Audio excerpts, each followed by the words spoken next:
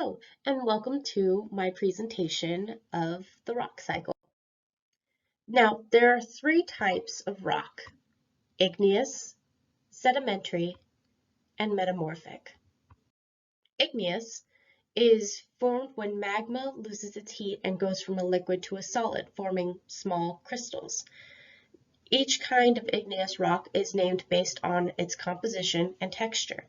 The texture is the individual mineral grain size, depending on how quickly the magma is cooled, and composition depends on the effect of the minerals that are formed together when the magma cools.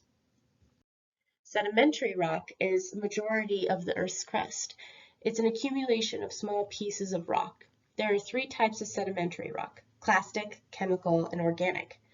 Clastic is little bits of rock lithified by compaction and cementation, as the above right picture shows.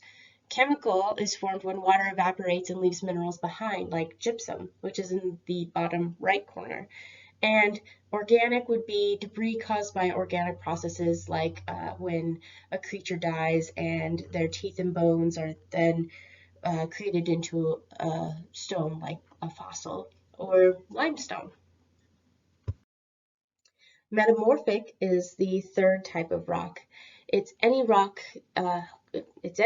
really, that becomes unstable, and most of the time it involves being buried. And with the pressure and heat of the Earth's core, it creates a new type of metamorphic rock.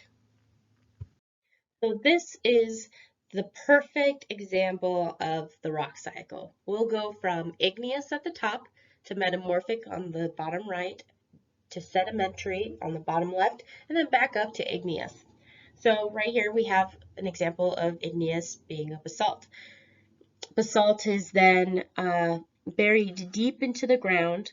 Over time, there's heat and pressure building up around the rock, and as it's continued to be heated, and it starts to change into a metamorphic rock, which is marble. From there, the metamorphic rock is exposed to something like, let's say, an ocean. So the ocean erodes little parts of the metamorphic rock, the marble, and creates small little tiny sediments of that marble. And then over time, pressure begins to change those sediments and combine them into a sedimentary rock. And that's the sedimentary rock, the sandstone. So from there, we go from the sedimentary stone, where it's buried deep underground. There's heat and pressure from the core of the earth, and that brings it up with the pressure, all of this magma. So it's become magma, and that creates igneous rock. As the magma is cooling, as it reaches the surface cooler and cooler, it becomes an igneous rock.